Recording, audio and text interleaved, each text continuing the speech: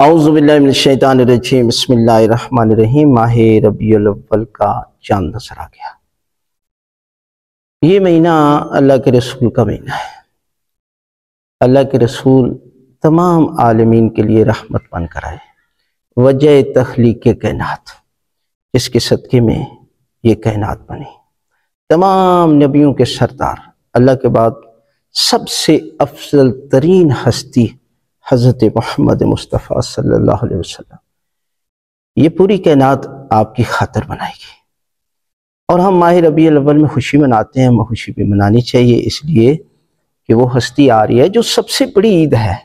عید میلاد النبی سب سے بڑی عید ہے، جس کے صدقے میں باقی عیدیں آئیں۔ لیکن یہ کر دینا کافی ہے؟ نہیں۔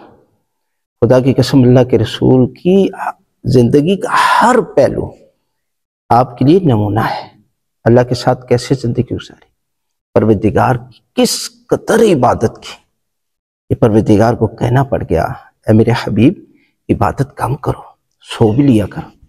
اتنی عبادت کرنے والا اللہ کا رسول، گھر والوں کے ساتھ اتنا سلوک، خدا کی قسم، کہ اپنے نواسوں کے ساتھ، اپنی بیٹی کے ساتھ، اس معاشرے میں کہ جس معاشرے کی یہ حالت تھی کہ بیٹیوں کو زندہ دفن کرنا، اللہ کے رسول نے فرمایا بیٹی زحمت نہیں رحمت ہے۔ خود کھڑے ہو کر اور معاشرے کے لیے، لوگوں کے لیے، خدا کی قسم جانوروں تک کبھی ظلم نہیں کیا، زیادتی نہیں کی۔ وہ بوڑھی عورت کہ جو روز کوڑا کرکٹ پھینکتی تھی، اللہ کے رسول جاتے ہیں، راستہ نہیں بدلا، اس لیے کہ اس کی ہدایت کرنی ہے، اس کو زندہ کرنا ہے۔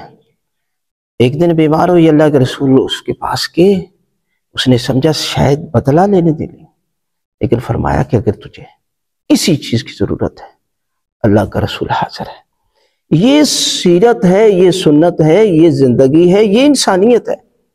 ہمارے اندر سوائے میلاد منانا، جھنڈیاں، بازار میں پھول پھینکنے، اس کے علاوہ پورا سال ہماری زندگی میں اللہ کے رسول کی زندگی کا کوئی پہلو نظر نہیں آتا۔ پھر ہم کہتے ہیں جی کہ ہماری دعائیں قبول نہیں ہو رہی، ہماری حاجتیں قبول نہیں ہو رہی، جو ہے وہ ہم تو بیماریاں ختم نہیں ہو رہی۔ اللہ کے رسول نے تو ایک ایک پہلو پر روشنی ڈالی، فرمایا اگر تم نے دنیا و آخرت میں کامیاب ہونا ہے تو کبھی سے 3 چیزیں حاصل کرو۔ صبح سویرے رزق کی تلاش میں نکلنے والا پہلا پرندہ ہے، تو بھی صبح سویرے اٹھ۔ اب ایک بندہ 10 بجے اٹھتا ہے تو کیا وہ رزق اس کے گھر پہ آئے گا؟ نوست آئے گی۔ دشمن سے ہوشیار رہتا ہے، چانس نہیں لیتا۔ آج ہم مسلمان پستی کی طرف ہیں، ظلم ہے ہر جگہ مسلمانوں پر۔ کیا ہم نے دشمن کو پہچانا کہ دشمن کون ہے؟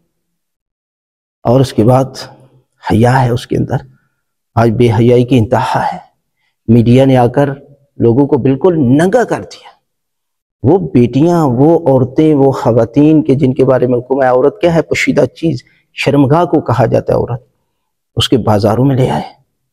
پھر کہتے ہیں کہ رحمت خدا ہو، پھر عذاب نازل ہو گیا، اللہ کی طرف سے عذاب آئے گا، لہذا بچو اور اللہ کے رسول کی زندگی کا ہر پہلو اپنی زندگی پر لاگو کرو، پروردگار دنیا و آخرت میں کامیابی عطا کرے۔